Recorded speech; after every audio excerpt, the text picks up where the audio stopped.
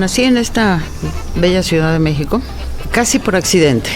Fue muy bonito estar juntas y ir a donde íbamos con nuestros papás. Nos fuimos a Teotihuacán a ver a Pedro Infantes. Yo me puse la chorreada ya más grande. La Prepa 5 era la última zona habitable de Calzada del Hueso.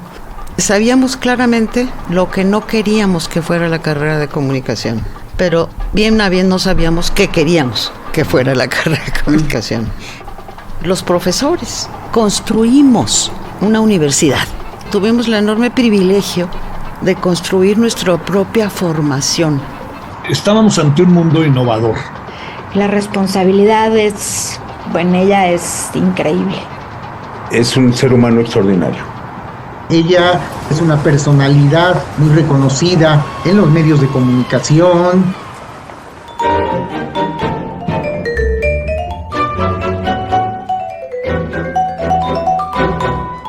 Radio Educación y Guam Radio presentan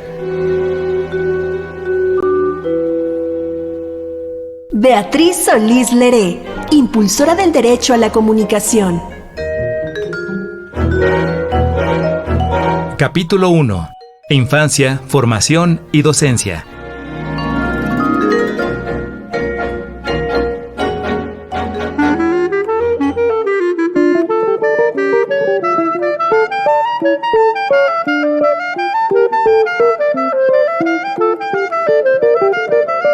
Beatriz Solís Leré, Betty como se le conoce en la academia. Es el rostro detrás del diseño, estudio y reglamentación de los medios de comunicación en México. Su liderazgo, su creatividad y su perseverancia la convirtieron en un referente latinoamericano en el estudio crítico de la comunicación.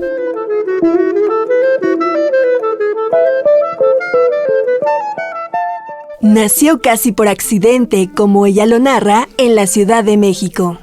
Sí, en esta bella Ciudad de México, casi por accidente, déjenme decirles, porque yo fui procreada en San Ignacio, Baja California, donde mi papá había ido, vivía mi madre, el apellido Leré. Vino de mi abuelo, que con un grupo de franceses llegaron a las minas de Santa Rosalía, en Baja California, llegaron a trabajar las minas y se quedaron en Santa Rosalía. Como fue un pueblo creado por los mineros franceses, la iglesia de Santa Rosalía fue creada por Eiffel, con herrajes, igual que la estructura de la Torre Eiffel.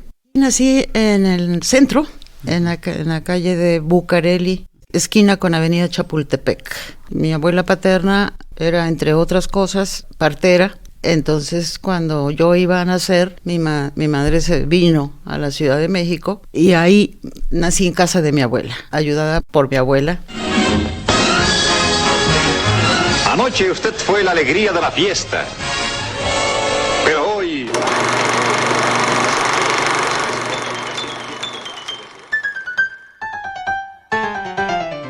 Era la época de los 50, en que la radio dominaba el entretenimiento y comenzaba el auge del cine, cuando Betty Solís, segunda hija del matrimonio de Willebaldo Solís y Blandina Leré, iniciaba su travesía, su amor por las películas de Pedro Infante y, sin saberlo, su amor por la radio. Dolores Solís Leré, Lolita, su hermana mayor, fue cómplice y testigo de los inicios de quien hoy es referente en los estudios de comunicación. Para mí fue increíble, compañía, hermana, nunca discutíamos, todo era de común acuerdo.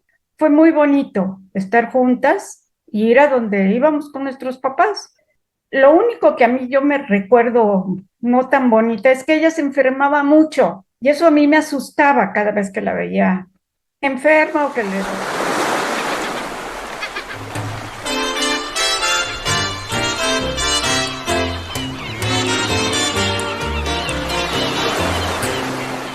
Debido al trabajo de su papá, Betty vivió una infancia itinerante.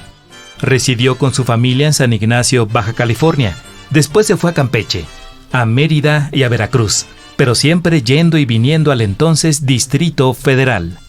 No vuelvo a probar una gota de licor en mi vida. ¡Nunca! Pero nunca volverán a verme borracho. Promesas. Bueno, como quieras. Y volviendo al negocio... Lo que usted pretende no me parece justo, don Pablo. Ellos van a poner todo el dinero, las instalaciones, la maquinaria. ¿Cómo vamos a exigirles el 51% de la compañía? Fueron esos constantes viajes a la ciudad de los palacios los que acercaron a Betty con su abuela paterna, con quien recorrió la capital del país en camiones y aprendió a querer a Pedro Infante, una de las estrellas de la época de oro del cine mexicano, cuyo carisma y talento, en esos años, llenaba los cines de la ciudad. Y volviendo al negocio. Nada de contemplaciones. Les vamos a pedir para nosotros el 60%. ¿No te parece mucho? ¡Poco! Les voy a pedir. Yo viví mucho la Ciudad de México porque como era muy mala para el calor, mis papás en vacaciones siempre me mandaban a la Ciudad de México con mi abuela. Entonces cada vez que venía yo de vacaciones con ella, casi todos los años, si veíamos que había películas de Pedro Infante, por supuesto, en el Palacio Chino, que era una sala de cine muy bonita, fuimos a ver Escuela de Música. Ahí sí era permanencia voluntaria y nos quedábamos a la primera, a la segunda y a la tercera función. La veíamos 3 veces el mismo día. Donde hubiera cine, pues. En televisión, pues no, porque era apenas el cine en vivo. Una vez me recuerdo que mi abuela cuando llegué me dijo, ya sé a dónde vamos a ir, vamos a tomar, ya tomé los camiones que tenemos que tomar para ir a Teotihuacán. Y digo, me parece muy bien, yo pensé que me iba a llevar a ver las pirámides. Venía yo de Mérida, entonces, pues veremos otras pirámides. No, es que vi que ahí va a grabar la película de Ahí viene Martín Corona, Pedro Infante con el Piporro. Entonces nos fuimos a Teotihuacán a ver a Pedro Infante, saludamos primero al Piporro que se quedó platicando con mi abuela porque le llamó la atención que una señora de edad fuera en camión hasta allá solamente a ver la filmación y que llevaba a su nietecilla de la mano porque las dos queremos a Pedro Infante. Yo me puse la chorreada ya más grande.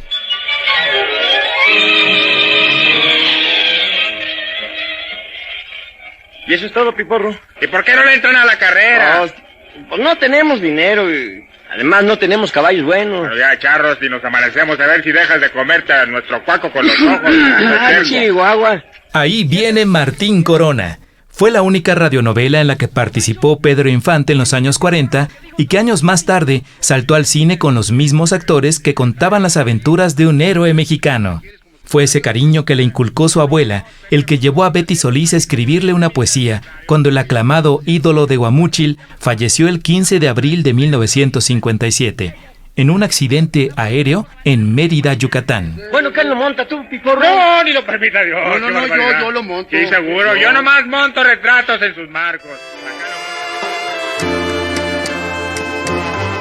Ya a finales de los años 50, Betty Solís y su familia dejaron la ruta del bolero y el danzón para establecerse en el Distrito Federal. Entonces, ella ingresó a la Prepa 5 de la UNAM, la cual recuerda como la última zona habitable de la Calzada del Hueso. Una etapa muy rica de mi juventud. La Prepa 5 era la última zona habitable de Calzada del Hueso, pasando todas las no me acuerdo cómo se llaman estas, donde tienen las vacas. ¿Establos? Los establos, porque el camión no entraba por ahí, entonces nos dejaba en Tlalpan y teníamos que caminar hacia la Prepa 5 al fondo de lo que ahí había, porque después de la prepa era puro campo. Fue una etapa preciosa, tuve maestros maravillosos en la preparatoria. Fue la última generación de 2 años de preparatoria. Y tuve profesores como Margot Glantz, como Héctor Azar. En psicología tuve a Abad Carretero. Fue una etapa de enorme aprendizaje para mí. Fue precisamente Luis Abad Carretero, psicólogo español, su maestro en la Prepa 5, quien inspiró a Beatriz Solís a estudiar la carrera de psicología, pero su destino ya estaba marcado.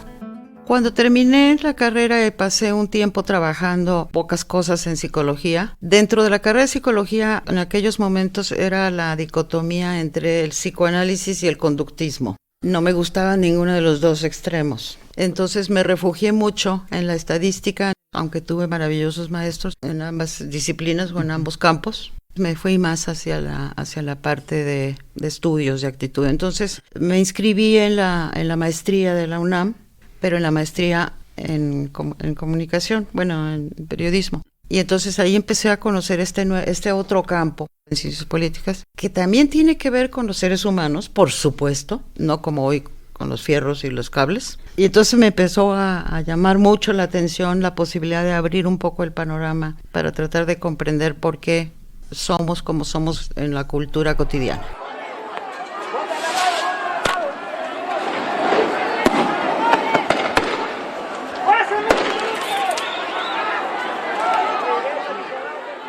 Eran tiempos de lucha para las y los jóvenes estudiantes de aquella época, cuando Betty deja atrás la carrera de psicología para embarcarse en la lucha por la democratización de los medios.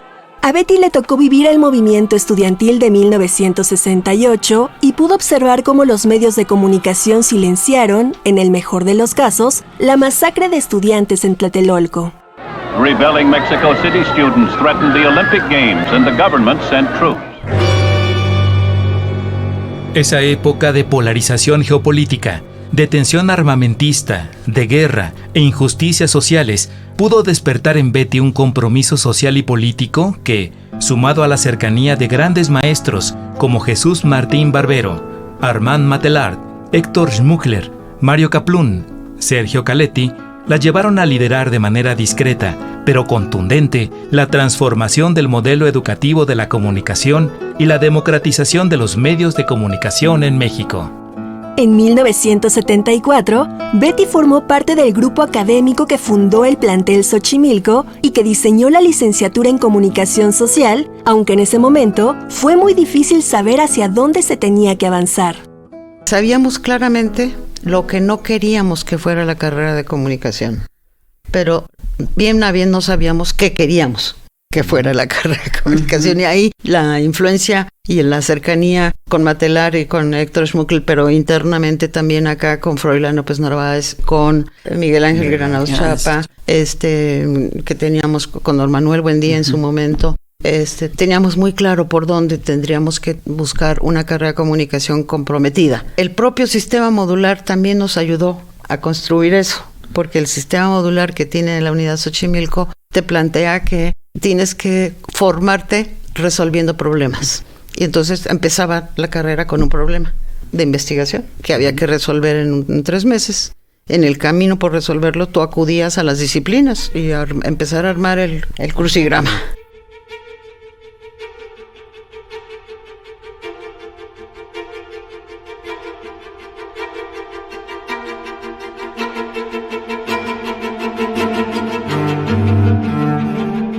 Con la fundación de la UAM Xochimilco y la creación de la carrera de comunicación social, profesores y alumnos tuvieron la oportunidad de construir su propia formación, además de un nuevo modelo educativo en el área de la comunicación. Junto con los alumnos, los profesores, construimos una universidad y tuvimos el enorme privilegio de construir nuestra propia formación, los profesores y los propios alumnos, en una nueva universidad, en un nuevo campus, en Xochimilco, junto a las trajineras, con un nuevo modelo educativo que no tenía nadie, nosotros no teníamos ni idea y veníamos de una formación tradicional, que es el sistema modular, y una nueva carrera que abría un panorama que ya no era las clásicas carreras de periodismo o las carreras de ciencias y técnicas de la información, sino comunicación social, como se llamó. Entonces era una construcción de un montón de cuartos vacíos, pero que te daban la enorme posibilidad de armarlos como tú querías, de acuerdo a tus aspiraciones, de acuerdo al acuerdo colectivo. Y eso fue muy formativo, tanto en los alumnos que salieron de la primera generación, como en los profesores. Para mí, en lo particular, fue realmente un enorme aprendizaje, en todos los sentidos, personales, académicos, profesionales, en fin. Con ellos construimos la carrera.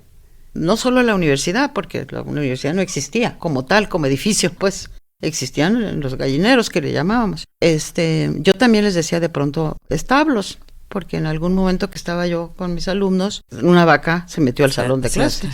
Hay una canción muy famosa infantil en Argentina que se llama La Vaca Estudiosa, que quería tomar clases, entonces necia se metía a los salones de clase. Entonces le dije, ¡ay, ya llegó la vaca estudiosa!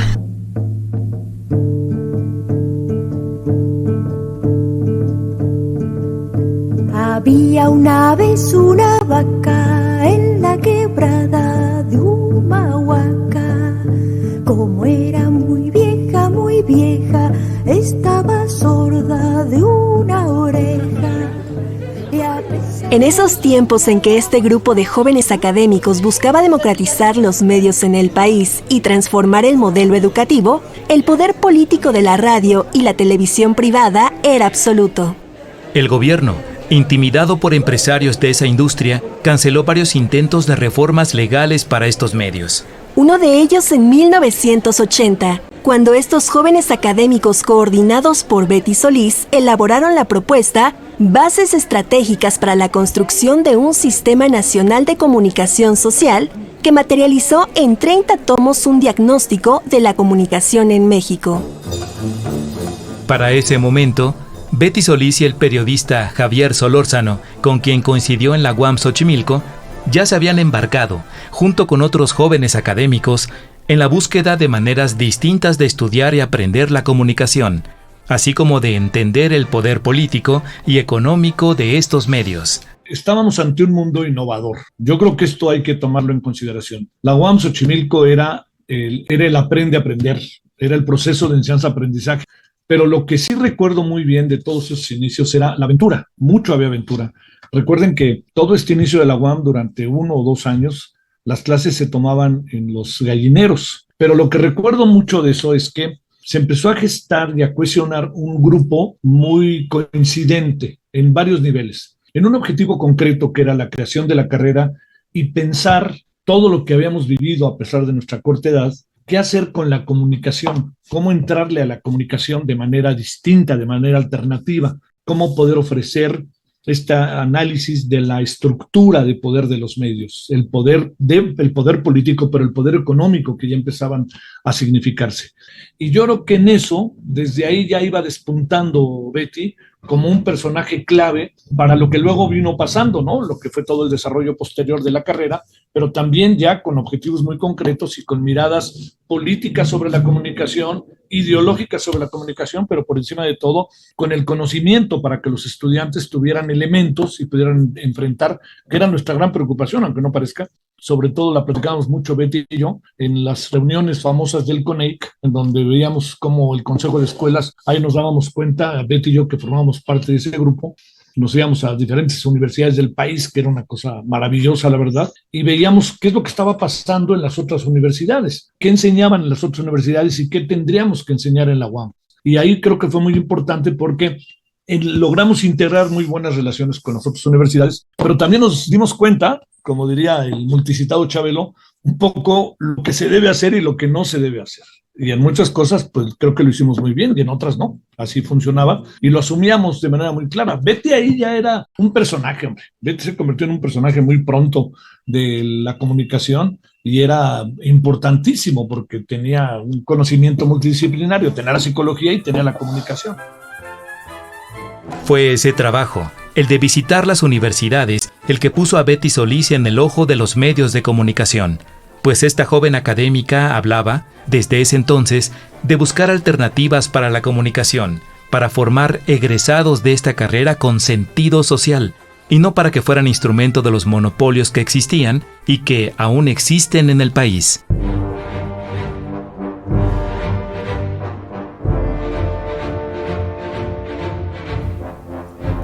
El 3 de mayo de 1982, el diario El Dictamen de Veracruz publicó la nota firmada por alguien de apellido Tejeda.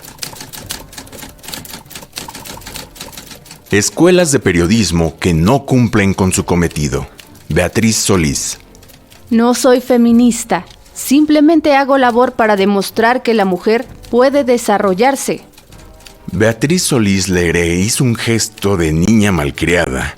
Barrió con los ojos negros, muy negros, al mediodía bochornoso y reclamó: Las escuelas de periodismo no están cumpliendo su propósito social. Están formando a profesionales de la comunicación que van a parar a los monopolios informativos. Y desencadenó el entusiasmo.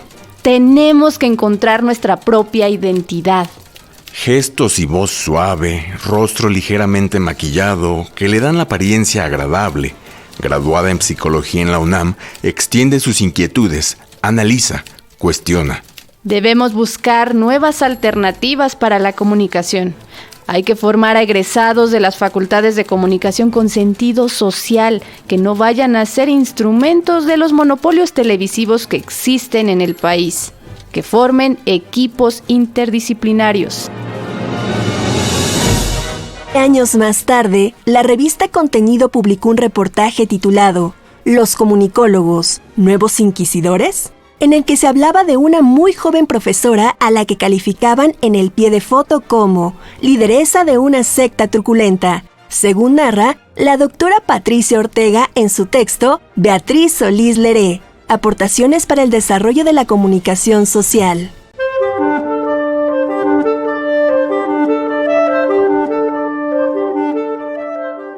Hoy, a 50 años de iniciada esta travesía, nuestro país ha vivido grandes cambios en materia de medios de comunicación, y Beatriz Solís ha intervenido en prácticamente todos, desde la demanda para incluir en el artículo 6º constitucional el derecho a la información, hasta la concepción de los derechos de las audiencias, pasando por la invalidación de la llamada Ley Televisa y la aprobación de la Ley Federal de Telecomunicaciones y Radiodifusión. Tiene la palabra el señor senador Javier Corral, del Grupo Parlamentario de Acción Nacional, para hablar en contra del dictamen, hasta por 10 minutos.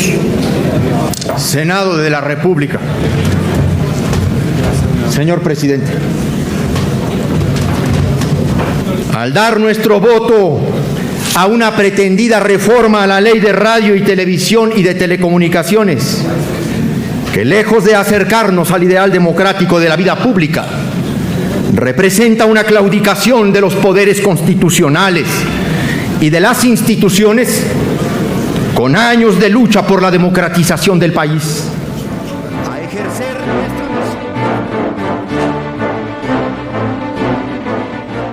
Pero en esta lucha por la democratización de los medios, Betty Solís nunca ha estado sola. Siempre estuvo acompañada de su familia, principalmente de su hija, a quien siempre le dijo, y no se equivocó, que estaba haciendo un trabajo muy importante.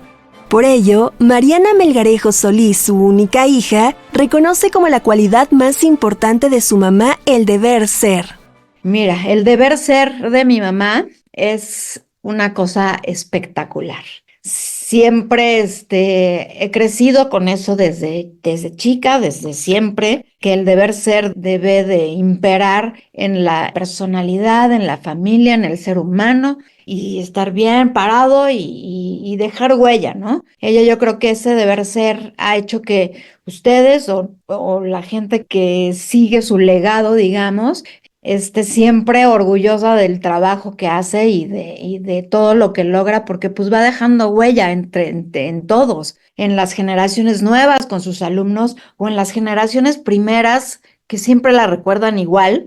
Entonces yo creo que ese deber ser es impresionante y eso yo creo que a mí me ha marcado en toda mi vida. Yo ahora trabajo como, ¿no?, porque pues así crecí, porque mi mamá me sacó adelante sola y entonces dijo, venga, y el deber ser debe de ser así, y no importa que pues a lo mejor no llego por ti a la escuela muy, muy temprano porque mi deber ser es terminar con mis alumnos, y ya sé que mi hija va a estar ahí en la escuela esperando, ¿no? Pero pues primero lo primero. Y eso marca en la vida cosas importantísimas. La responsabilidad en ella es increíble.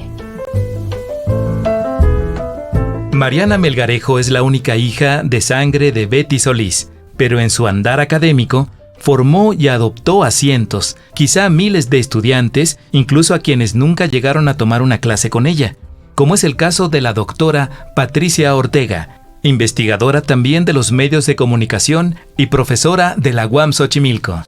Yo aprendí con el trabajo que ella ha desarrollado a lo largo de estos años, pero sobre todo muy al principio de mi carrera, que había un campo fundamental o una vertiente fundamental en el campo de la comunicación, y que era precisamente entender a la comunicación como un derecho humano, como un derecho fundamental. Y desde antes que yo terminara la carrera, participé haciendo el servicio social en un proyecto nacional, un proyecto que se hacía en el área de comunicación social de la presidencia para reformar precisamente, para crear más bien y reformar el artículo 6º constitucional en el tema del derecho a la información. Y ahí yo empecé a trabajar y a desarrollarme como investigadora, ya no nada más en la academia, o sea, ya no nada más desde la escuela, sino ya en otro ámbito que buscaba incidir en transformar,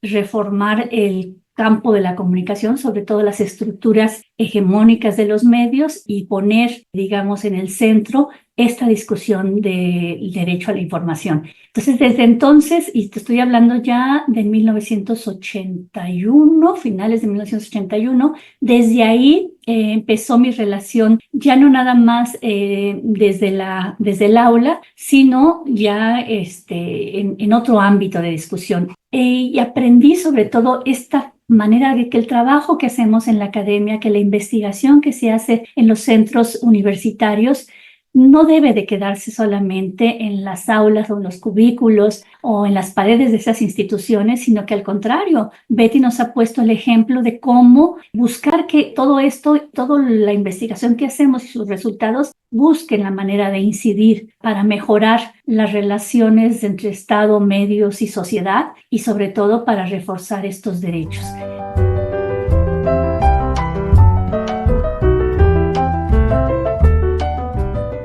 Este reconocimiento al trabajo que desde la academia ha realizado Beatriz Solís ha pasado de generación en generación. Sandra Fernández, exalumna de Betty, ya en el siglo XXI, reconoce que ella ha sido su inspiración. Pues la conocí más o menos desde el 2006, que estudié la carrera de comunicación social en la UAM Xochimilco, y desde entonces pues ya era la respetada, honrada y también imponente maestra Beatriz Solís. Todos queríamos tomar clases con ella y al mismo tiempo nos daba un cierto temor, pues por la exigencia y gran trayectoria con la que ya contaba en ese entonces. Pues en lo personal ha sido mi inspiración, mi líder a seguir, y la respeto muchísimo. Son vastos los aportes que ha dado a la radio abierta al tiempo, a UAM Radio. Betty no solo se ganó y se sigue ganando el reconocimiento de sus alumnos y alumnas, también tiene el reconocimiento de académicos, especialistas, legisladores y funcionarios, pero el más importante es el de su familia. Armando Zafra, esposo de su hija Mariana, describe a Betty como un ser maravillosamente generoso. Yo a Betty no la conozco en el terreno profesional, a pesar de que yo también tengo una profesión en el campo de la comunicación. Yo a ella no me la encontré, no me la he encontrado en el campo profesional. Sé quién es en ese territorio, sé de sus logros, de sus reconocimientos. Lo que sí sé, y creo que es lo más importante en la vida, es que conozco su lado humano. No la conozco como profesora ni como profesional, insisto, pero la conozco como persona. Es la mamá de mi esposa, es la abuela de mi hijo, y es un ser extraordinario que podría definir con generosidad. Tiene toda mi admiración, mi cariño, y son de esas, insisto, nunca fue mi maestra, pero cada paso que da pareciera maestra, ¿sí me explicó? No nada más en el aula, sino en la vida. Es un ser humano extraordinario.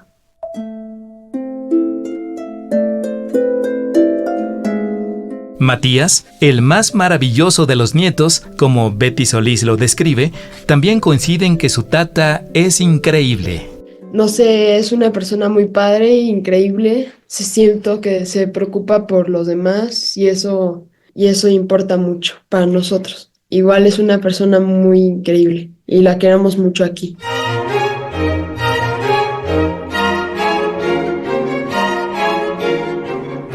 Más allá de su familia, en el ámbito académico, la persistencia y dedicación de Betty Solís le llevaron a recibir el reconocimiento como profesora distinguida, que es el más importante título que otorga la UAM Xochimilco.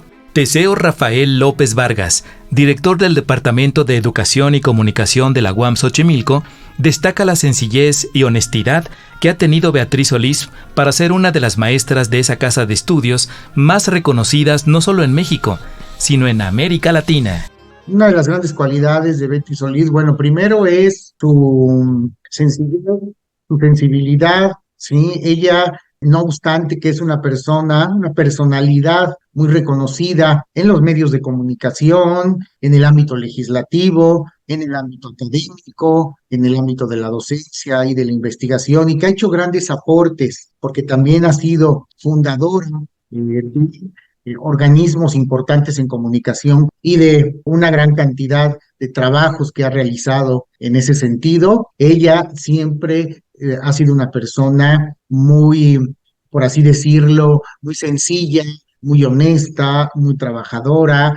Nunca ha tenido estos exabruptos que de pronto les dan a los grandes académicos, son inalcanzables o que no hablan de manera terrenal o que no entran en contacto con quienes no están en sus niveles de títulos académicos, etcétera. Siempre ha sido muy sencilla, muy honesta y ha sabido trabajar tanto para la empresa privada, con los radiodifusores de México, con los legisladores de nuestro país como asesora en Cámara de Diputados, Cámara de Senadores en materia de legislación y por supuesto aquí en la universidad. Es esta gran sensibilidad de Betty Solís la que le lleva no solo a ser reconocida, sino a distinguir el paso de sus alumnos por la UAM Xochimilco, pues está convencida de que una universidad con un buen sistema de seguimiento de egresados vale mucho la pena. Se presenta para la UAM Radio una serie radiofónica que se llama Todos tenemos una historia que contar, que así lo bautizamos, en donde cada uno de los egresados narra lo que sintió el primer día que entró a la universidad, donde lo fueron a dejar los papás para ver en qué universidad iban a estudiar y se encontraron terrenos baldíos y un gran letrero que decía, aquí se construye la unidad Xochimilco. Entonces a trabajar en aulas propias, pero ¿cómo aquí? Cada quien narra su manera de haberse encontrado con la UAM. Entonces, en el aniversario 50 de la UAM, finalmente logramos convencer a UAM Radio a que hiciera esta serie en donde quienes van a narrar su historia son los egresados de la primera generación, que van a cumplir 50 años de haber entrado a la universidad. Creo que la universidad le debe mucho a los egresados para acercarse a ellos, para seguirles teniendo, que no corten tanto su cordón umbilical con la UAM, ni la UAM con ellos. Pues soy una fiel creyente de que una universidad con un buen sistema de seguimiento de egresados vale mucho la pena.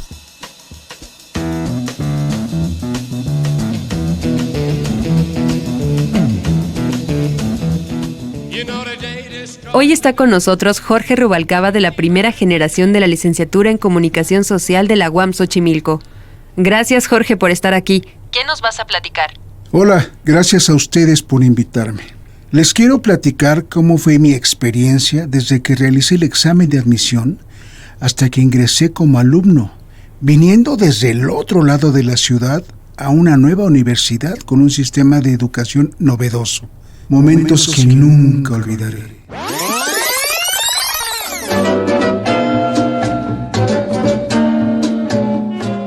De esta manera, Beatriz Solís como docente y la UAM Xochimilco cumplen 50 años y es merecido el reconocimiento que hoy hacemos a la mujer que es fundadora de este plantel, que ha impulsado una comunicación más democrática y que nos ha dado a las audiencias derechos. En nuestra siguiente emisión hablaremos de todo lo que Betty Solís construyó en estos 50 años, organismos que hoy son indispensables para defender el derecho a la información, la libertad de expresión y los derechos de las audiencias. Esto fue Beatriz Solís Leré, impulsora del derecho a la comunicación. Participamos en esta serie, equipo del Departamento de Producción de UAM Radio, Aarón Jiménez Rodríguez, Sofía Elena Navarro Miranda, Miguel Ángel Carretero Arias, Rodrigo Cristian Leiva Sánchez y Lucero Vaquerie. Equipo de producción de Radio Educación: Ángeles Medina, Óscar Solís, Gala García, Alma Lilia Martínez, Guillermo Lagarda Trillo, Luis Luna y Manuel Chávez. Agradecemos la colaboración de Fernando González Domínguez y Jorge Humberto Chávez. Producción y coordinación general, Laura Elena Padrón.